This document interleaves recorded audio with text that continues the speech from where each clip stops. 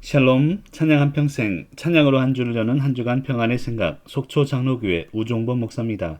이번 주 찬양 한평생은 진짜 보물은 훔쳐갈 수 없는 것입니다. 몇 년 전 일입니다. 목사님, 잠깐 통화할 수 있을까요? 한 성도님에게서 카톡이 왔습니다. 바쁜 목사를 위해 전화 한 통화도 세심하게 배려해 주시는 성도님의 마음에 감사하며 급하게 전화를 드렸습니다. 성도님 집에 도둑이 들어 신혼폐물과 현금 등 모든 것을 도둑맞았다는 것입니다. 목사로서 성도님들에게 뜻하지 않은 아픔들이 생겨날 때 너무나 안타깝습니다. 그분 가정을 방문하여 예배를 드리며 감히 그런 권면을 드린 적이 있습니다.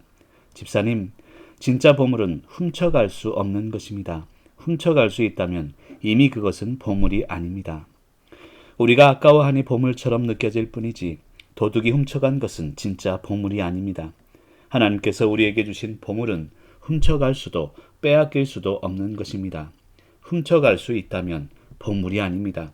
훔쳐갈 수 없으니 보물인 것입니다. 비록 신혼폐물과 물질은 도둑놈이 훔쳐갔을지 모르지만 그 가정의 행복만큼은 훔쳐갈 수 없는 것입니다.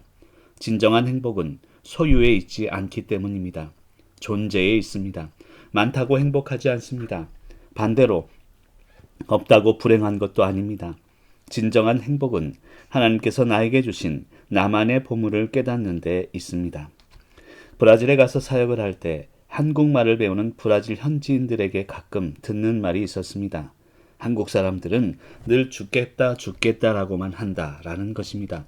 배고파 죽겠다, 배불러 죽겠다, 보기 싫어 죽겠다, 보고 싶어 죽겠다.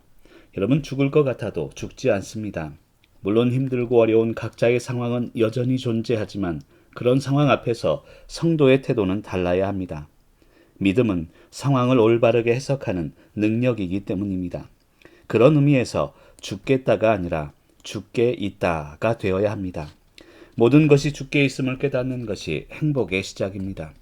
일주일쯤 지났을까요? 집사님께 카톡이 왔습니다. 목사님, 도둑 맞은 것에 대해 안타깝지만 나에게 주신 행복은 그 어떤 것에도 흔들리지 않음을 깨닫게 되었으니 그저 감사할 뿐입니다. 카톡으로 이런 답장을 드렸습니다. 집사님, 도둑 맞은 사람이 되긴 하였지만 도둑이 되지 않았으니 얼마나 감사합니까? 도둑놈이 되기보다 도둑 맞는 사람이 되는 것이 더 낫지요.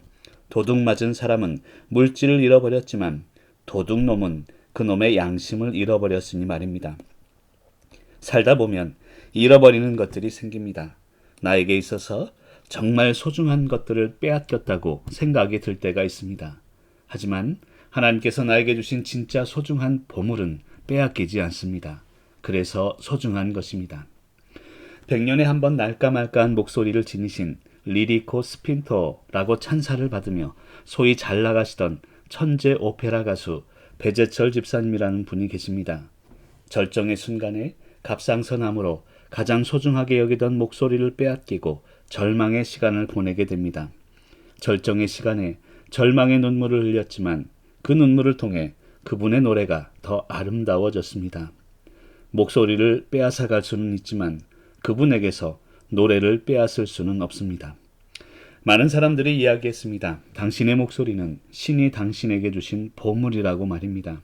하지만 하나님께서 그분에게 주신 보물은 그분의 목소리가 아닙니다. 절망을 이겨낸 소망이야말로 그분에게 주신 하나님의 보물이라 믿습니다. 하나님은 우리 모두에게도 나만의 보물을 주셨습니다. 혹시라도 내가 아끼는 보물을 빼앗겼다는 억울함 속에 살아가시는 분이 있으신가요? 빼앗겼다고 안타까워하지 마시길 바랍니다. 빼앗겼다는 것은 진짜 보물이 아니라는 뜻이기 때문입니다. 진짜 보물은 훔쳐갈 수도 빼앗기지도 않습니다. 오늘도 나에게 주신 나만의 보물을 발견하며 행복의 시간을 살아가시기를 간절히 소망합니다.